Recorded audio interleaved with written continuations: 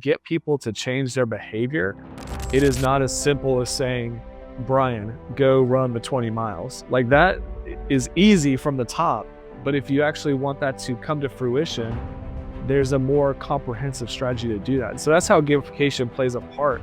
It really helps tap inside of the brain of an individual seller or a person in the organization.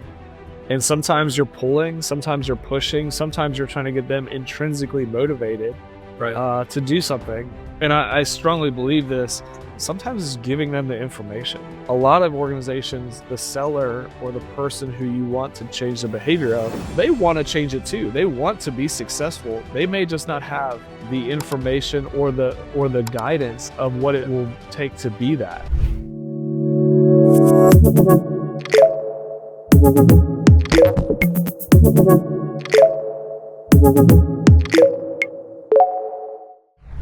All right. Hey, welcome to the Future of Selling podcast. Appreciate you being here today. You know, in our podcast, we dive into challenges, trends, innovations, anything that's impacting the future of sales, of the sales industry itself.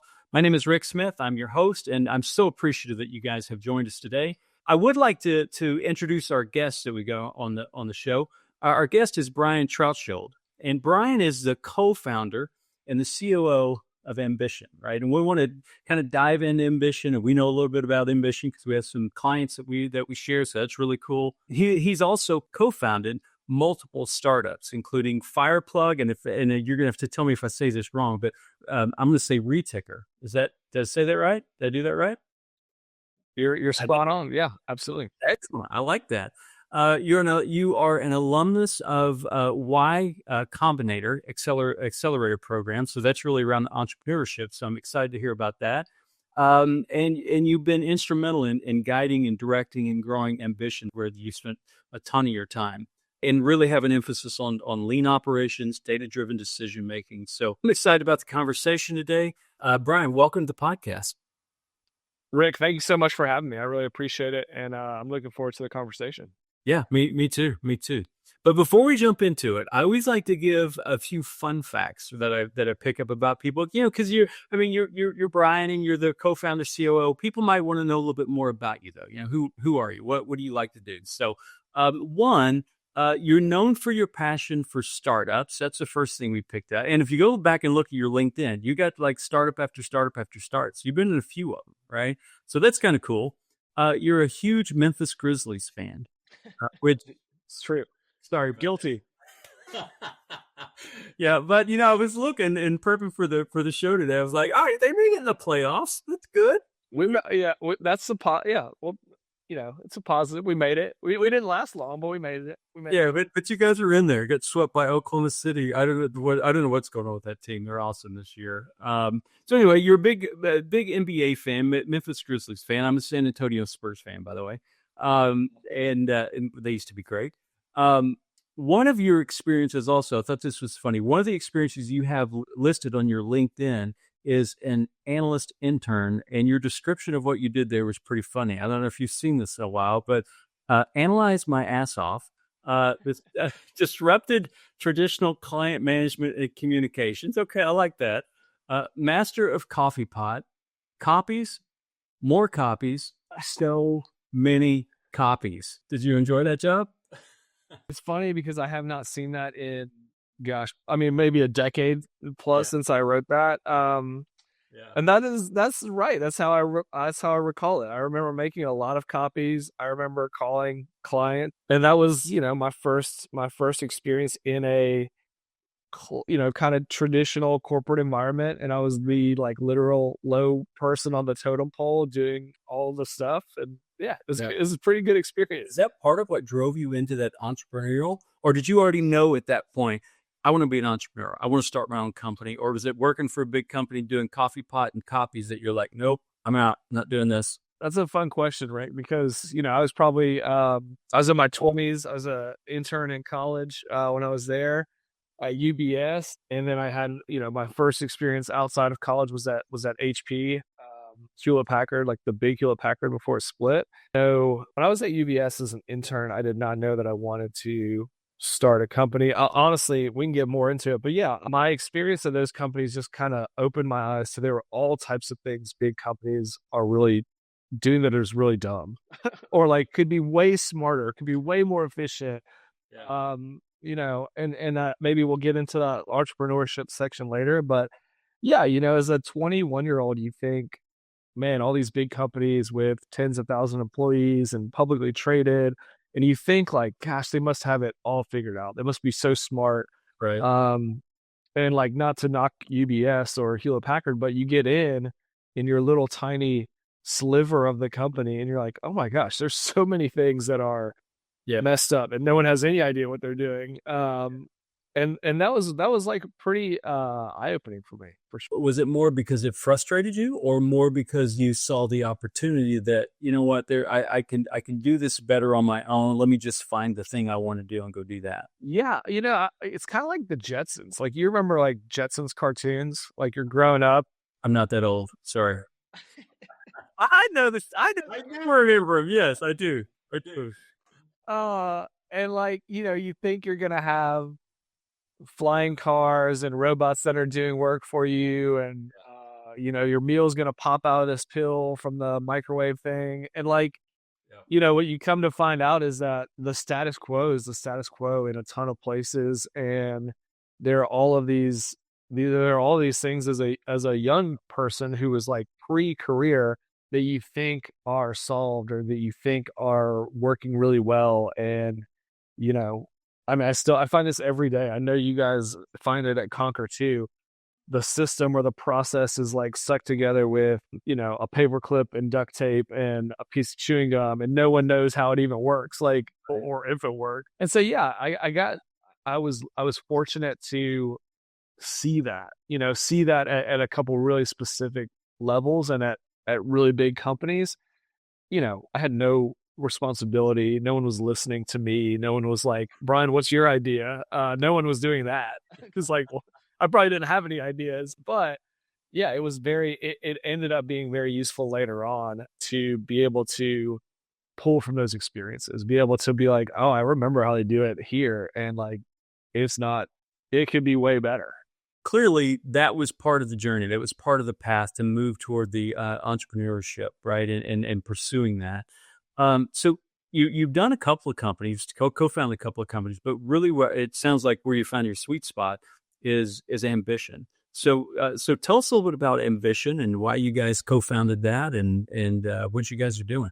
Yeah, absolutely. So Ambition is a sales performance management and coaching software. We sell a suite of products all as part of one, kind of under the Ambition brand, that help large, complex sales organizations better measure, better manage, and ultimately get the best performance out of their salespeople. What we started as is really simple, and what we've become, I think, is really powerful. And so we started as this idea, and like you said, Rick, my two co-founders of Ambition, we had started two companies together prior. We actually had done a number of things together, really starting at the end of college. We all three went to the University of Tennessee in Knoxville. Maybe talk about that in a little bit, but like, we came out of the University of Tennessee. This is after the internship. This is after that. We're like, we should start a company. We should do something. By the way, we're graduating in effectively the financial crisis. So the 2008, 2009, all the things that, kind of going back to the UBS and HP stuff, going into school and kind of going through college for me, 2006 to 2009, you're kind of like midway through college. It's like, oh, actually, none of those things you thought you were going to do exist anymore. These companies are not hiring. If anything, they're doing massive layoffs. And so there was kind of this awareness midway through my college experience that's like, okay, the way that I thought my career after college was going to go may not be right, and not that I was super wise about any of that stuff, but I think I was aware enough to be like, maybe there's some other paths. Long story short, like, we started some companies, happy to dig into that side, but we had started a kind of a consumer facing product that was very much about, interestingly, how to better aggregate and analyze the news you're reading, which I think actually is really relevant today. A lot of people are very, very siloed in what information they're getting, whether it's from Twitter, whether they watch CNN or MSNBC, whatever, you're getting kind of this very filtered view of what's happening in the world based on where you read. So, long story short, we had started a company around that idea. It was great. It was great for 2-3 years, but what we realized is there was no business. Like the company and the product were fantastic, but there was a really challenging business model. And so we kind of plateaued. We'd built a great team. We'd learned how to design consumer level experience, how to build that product, how to deliver it. So it was kind of like a grad school for me almost. Like, here's how you actually do it in practice. Here's how you manage a team of people. But we were at this, what I'd call a plateau of how that company was operating. We don't really know where it can go. Like, there's not really a next step to make the business work. And we kind of sat down. The three of us sat down. We had a really good group of investors as well. And we were pretty open and I'd say honest of like, we don't really know how to take this further. It's kind of this highly used app. It's got a bunch of engagement, but there's no way to make money at a high level. There's really limited way to grow it. We got down to the whiteboard, which is something I still like to do, which is, take the ideas we have, take the challenges we're facing and try to, put it in some type of box or some type of Venn diagram of solving a problem and coming up with a direction. And we honed in on this problem that other companies and a handful of us had experienced, which was like the way that we're motivating salespeople and even the way that we're measuring salespeople is not very effective. And this was my experience at HP. This is my experience at US Express, which is a big logistics company. That was, all of those folks were very reactive to performance. They were very much, the way that you motivate people in a classic sales organization is on the floor. It's kind of hand-to-hand combat. It's like a great sales manager, trying to get their people going. And what we also knew was that those type of organizations, this is the type of customers that Conquer serves today, as well as Ambition, they know what needs to happen for those people to be successful. They know that people need to be doing these activities. They need to be doing this part of the sales process. They need to be this effective. They need to be this good at it for it to work. The challenge oftentimes is just getting people to do the work. I compare it to working out. Like, if I don't have a trainer, but if I had a trainer, they'd be like, Brian, if you ran 20 miles a week, you would be a lot more fit. And like, just getting me to run 20 miles is really hard. Spread it out however many days you want, 5 days, 7 days. It's going to be challenging. But the companies know that if they get those people to do that kind of formula or a version of the formula that works for them, they'll be successful. They'll hit their quota, their quarterly goal or whatever. But motivating them to do that was real challenge. So Ambition, our original idea was, how do we make sales fun? How do we get the process of sales, which is not the, signing the document at the end, closing it.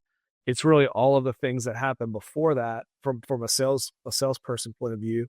How do we make that fun? How do we make it engaging? How do we make it easy for 300 sellers at a company to show up every day and do whatever that looks like? And so, we called it fantasy football for sales. We had this kind of very gamification, game-oriented approach.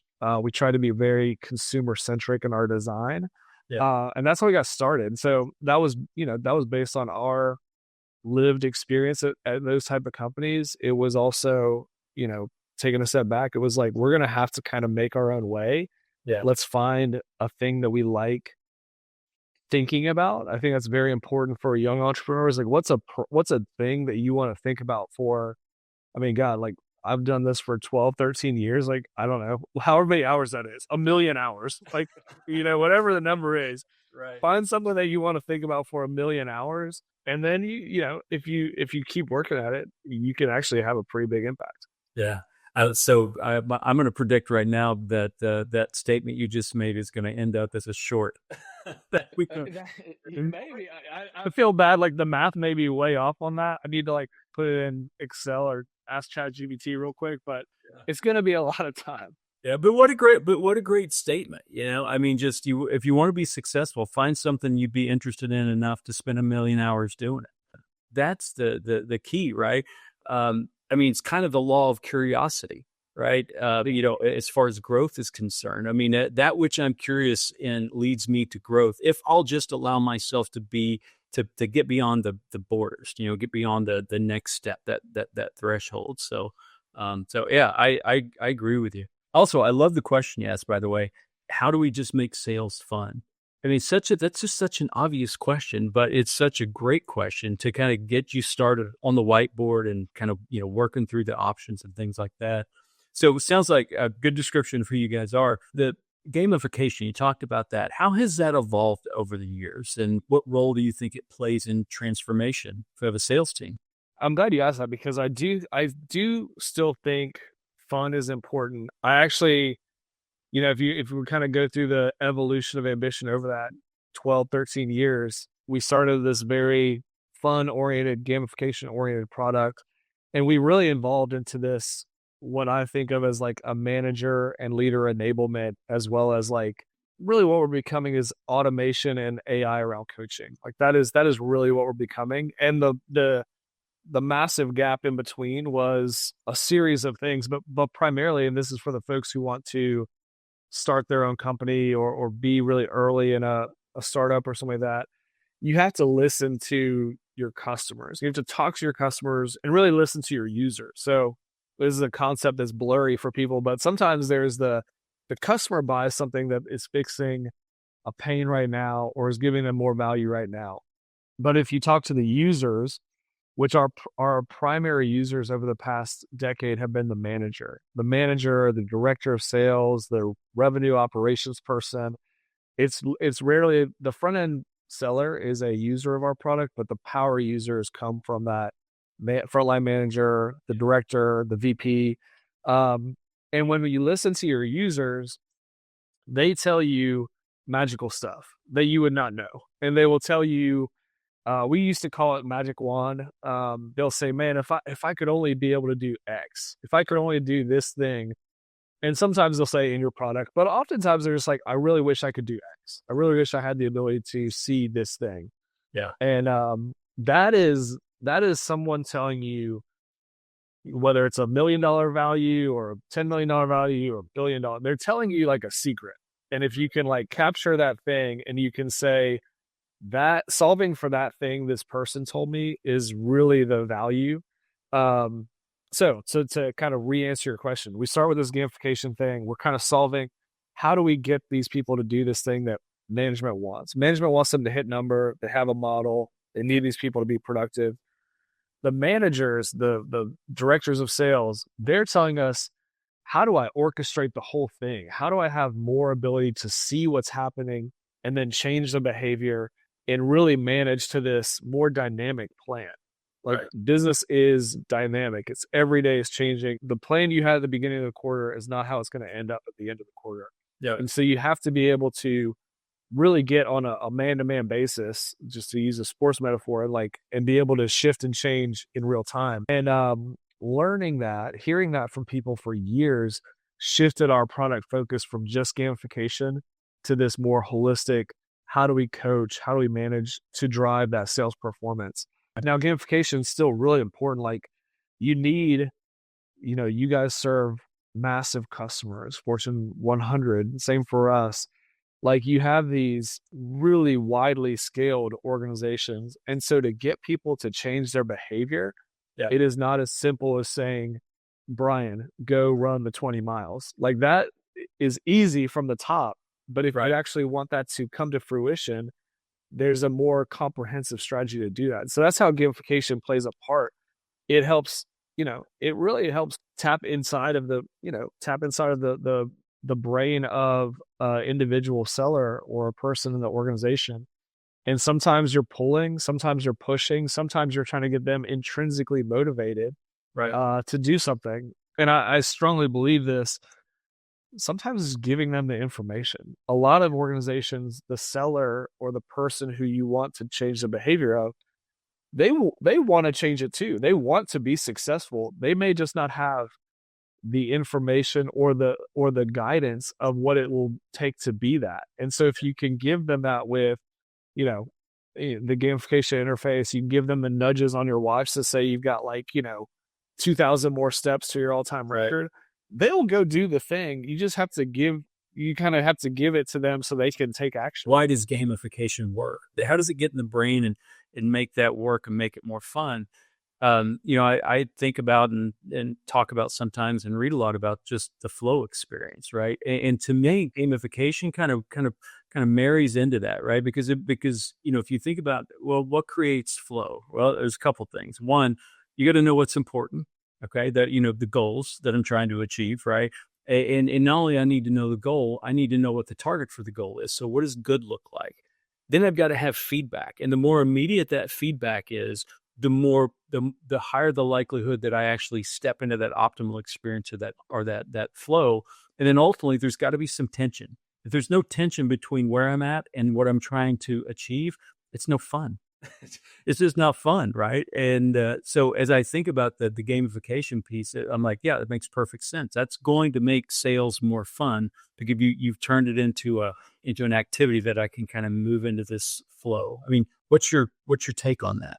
I think the flow description, those kind of 4 components you described, it's totally right. We framed it differently in our marketing speak. We framed it differently when we talk to executives, but from an individual perspective, I don't know how far afield we'll get today, but I coach baseball for 10-year-olds. Like we have the same thing. And when we go say, hey, today we're going to go get in the cages and we're going to hit 100 balls. That doesn't sound very fun. That sounds like work. When we say we're going to make this a game, we're going to see who can hit, pull side and go to the right of the pitcher and go to right field. And we're going to see who can do the most of those across all you kids. And we're going to keep score. Now it's a game. Now it's a competition. Now kids want to go more and they want to take more than 100 swings.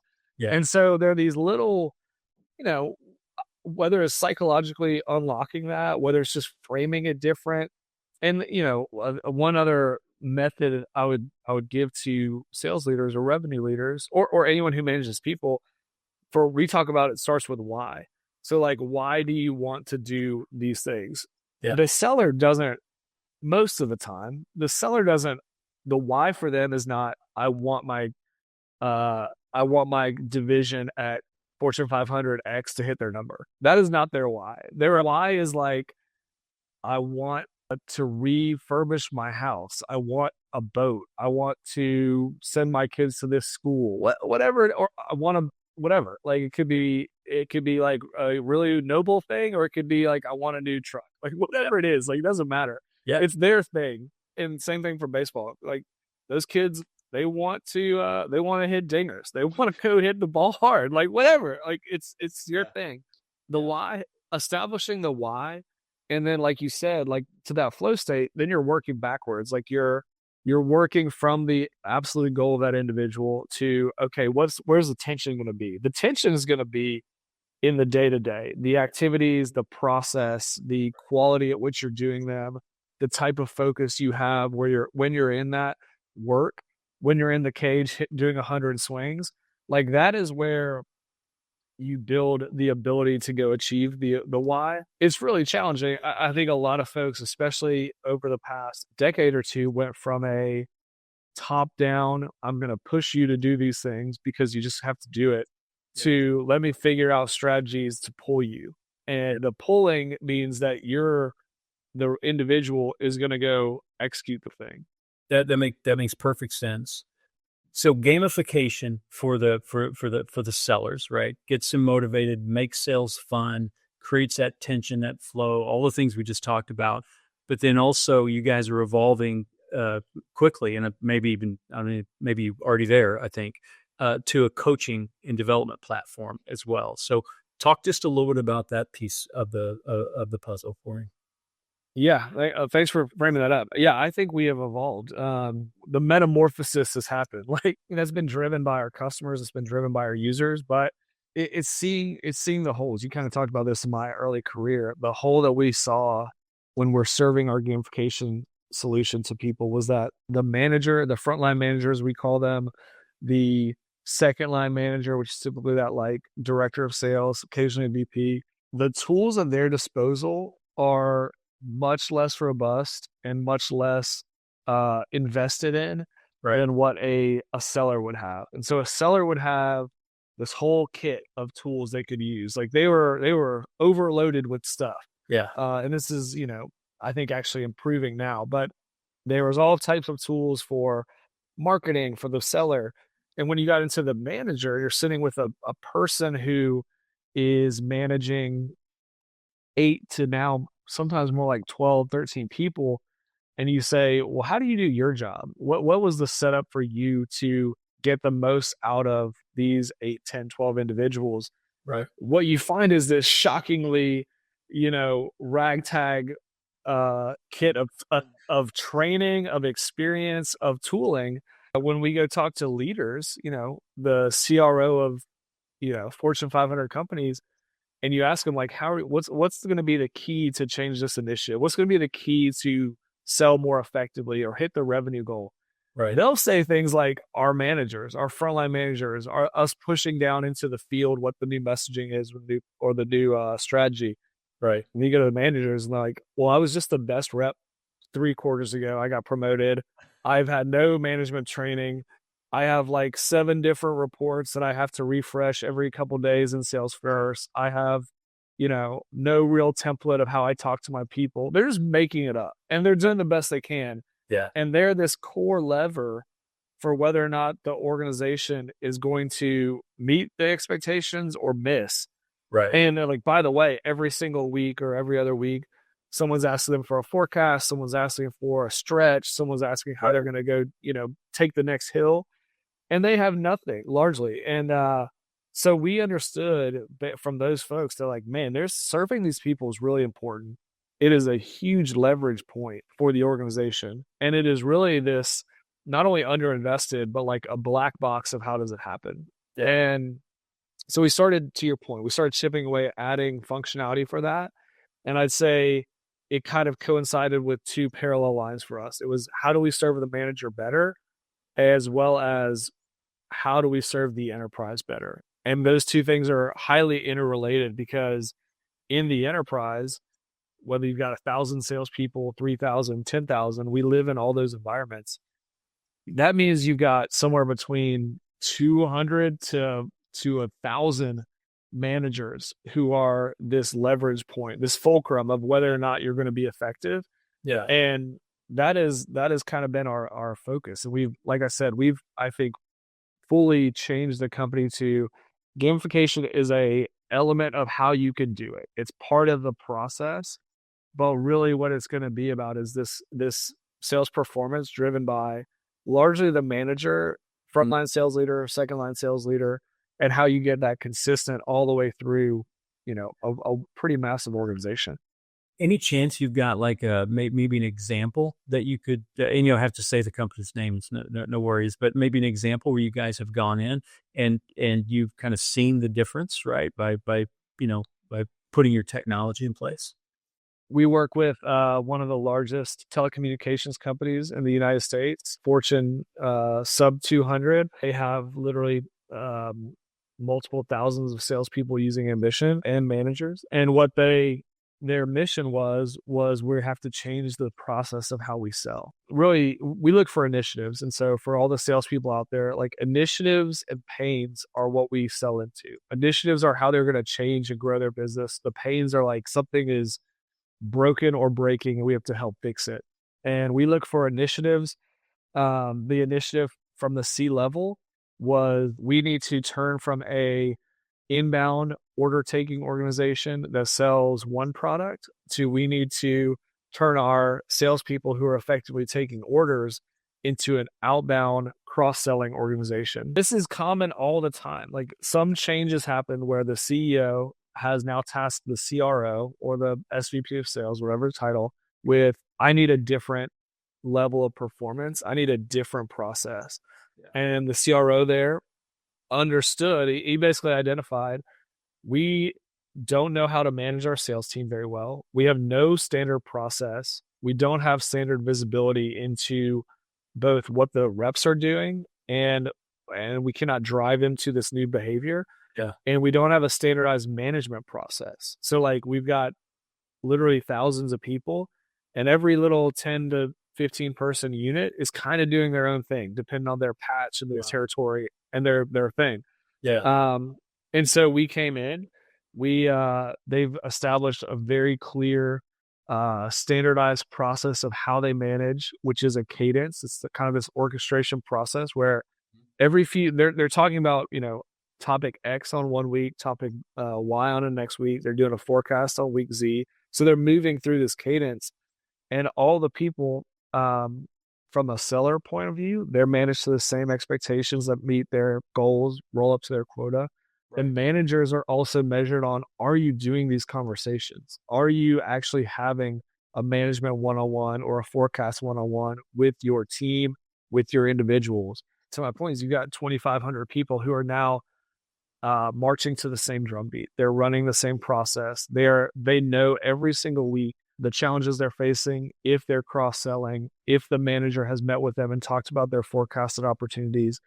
They have now standardized that across the organization. And what that is leading to is, the CEO level change, which was, we have to become an outbound sales organization that can sell into our existing customer base. Yeah, that's huge. You kind of help them create, what does good look like for us, right? Not exactly, and not 1,000 answers of what does good look like. Not everybody answering for themselves, but for our organization, we want to go from an inbound, that's selling one product to, this more comprehensive approach. And this is what good looks like, guys. This is how we get there, right? And that's pretty phenomenal. Yeah. And thank you. It's different for every organization is doing a different initiative. The war metaphor is like, it's very easy if you're sitting in the Pentagon to come up with this plan. The plan is to do whatever. People in the foxhole, in the trenches, actually have to go execute the plan. And that is where companies, I think, oftentimes are struggling, because, it looks great on paper. What's it actually look like in the field? And how do you make sure the field is doing the plan is very different. Yeah. Got it. So what do you see kind of, as we look forward, future of sales, right? I mean, what kind of emerging trends do you see that are coming and kind of shaping technology and sales, right? And I saw, you guys are working on AI. I saw that on your LinkedIn. I mean, everybody is, right? But what do you see happening? What's the future look like? I know we are in a Conquerors, and we've been, our strategy has really been like trying to solve very specific challenges for the manager, for the leadership. And what's amazing about AI, like, and I'm not going to try to, go too hard on this, but it's going to radically change how we gather information, how the information gets to us. Yeah. Even how we analyze it. And so, like, to hone in on a more specific point of that, like I said, you've got, in these organizations, we serve hundreds to thousands of managers, and the manager is oftentimes ill-trained or under-trained. They may not have, robust training framework there. They may not have all of the data they need or to make good decisions, to do good leadership. And, what I used to say, and it's become radically better solved now that we can deliver it, is the manager is not an analyst. Like there's these organizations have a whole revenue operations or sales ops group. Oftentimes they have data analytics group somewhere else. Right. They have these different teams of people, and what is not next to the manager's title is analyst. And what they need to know is, when when Rick is coaching Brian in our new weekly check-in, you need to know how I'm doing. And the way that actually looks for most of these organizations is that's across multiple reports. It may be across multiple systems. You may not even have access to it. And so AI, in our world, delivering AI capabilities that can do that work for the manager so that the manager can be the best possible human with the most possible information, and then give guidance, set a challenge for that person, help change their behavior or change their approach so that they can, better reach the customer, better engage with the customer. we are enabling the manager to be better at their role right now. Okay. I think as we go into the future, the two things that are going to be true as we have more AI automation and more AI interacting across our sales organization is that the human to human connection will be more important. There'll be lots of AI driven outbound, AI driven responses to inbound, AI analytics on what's happening, what trends, what do we suggest you do. You guys and us tap into all that. But I think ultimately what is going to be really key is that when a customer and a seller are, at the late stages of a deal, the human interaction is going to be more important than ever. Yeah, it's going to make that point in the conversation even more important. The seller has to be fantastic when you get to that human to human one-on-one. Yeah. Are we going to make an investment in your tool? Are we going to invest in buying something? They have to be ultra well prepared and ultra effective in that moment. And then what we believe is how they're going to get there is their manager is going to have put them through, whether it is one-on-one training, whether it is asking them to do specific guidance from the organization, whether it's talking through a deal multiple times. The human interaction has to be fantastic so that when they are in that situation, they can excel. And AI is going to do a lot of the grunt work, the heavy lifting, the analysis, maybe even suggestions of how we can get there. The human's going to have to be better when you get into the moment of I'm coaching this person or I'm at the finish line of this partnership. Right. Gotcha. And that's kind of the thesis that's driving you guys forward, right? Is using AI to get the information. They don't have to be the analyst, but I'm trying to make them be the best human they can be. If I'm a leader, how do I be the best coach I can possibly be? Not that I have to go figure it all out, look at all the data, but it's going to give me the data, and then I just be the best coach I can be, the best leader I can be. If I'm a seller, I'm focused on building relationships and establishing trust and credibility, and moving opportunities forward. Not again looking at the minutia necessarily. I'm glad you said that word because I think trust is going to be the highest value currency in kind of what is next. You may get an email and you don't know if that's a human being or not. Like you may get a call or you may call into something that you want to buy and you're not going to know. Yeah. But at some point there's going to be a human in the loop and that person has to establish trust with the customer. Right. And the seller and the manager have to establish a very high level of trust. And to do that, and when we do, I should say, they're going to have a much better chance of partnering with that customer or having that seller succeed. And we've talked about this for years, like how much time of a seller is not actually talking to a customer or how much time of a manager is not doing anything directly with their team. Right. I think that stuff's going to go away rather quickly. Yeah. And then I think it is, how do we effectively scale the work now that we may have more bandwidth to do that? How do we make sure that the rep has the most possible conversations with the customer? How do we have a manager who's excellent have the broadest influence over more people? I think that's a big one for us is like span of control is going to continue to increase. So a manager may have 20 direct reports in the future rather than 8 or 12. So I think all those things like scaling excellence is going to be more possible with AI at our fingertips. Tell me about you as a leader. What does that look like for you? I mean, kind of, how do you lead people? What's your kind of go-to? You have a framework that you use typically, or is it just more of, how do you do that? People probably would say I just operate on vibes. No, but I think I have a bit of, there's probably a consistent, I have folks who report to me on multiple departments. So it's not just like one team. I run operations here. That means that finance rolls up to me. At times marketing has rolled up to me. All the revenue report stuff into me. Those are all different. They're all different, objectives of those teams. They're different parts of the process. Yeah. I think the thing that I look for most, and this is more of a startup mentality, is I oftentimes don't know the answer. I don't know the best answer of how we should do X, Y, or Z thing. Yeah. I think, have a pretty clear idea of what is our objective. Our objective is to do X this quarter, or maybe this year. And then I want to establish what is the objective of the leader of that group, or the team lead, or down to the individual sometimes. How do they play a part of that? Back to that, like, why? Like, the why for me may be this big objective of us hitting our revenue goal or us delivering this new product, but there's a team effort. It's not one set of hands doing that. I really look for people who are comfortable with ambiguity, comfortable with being very flexible.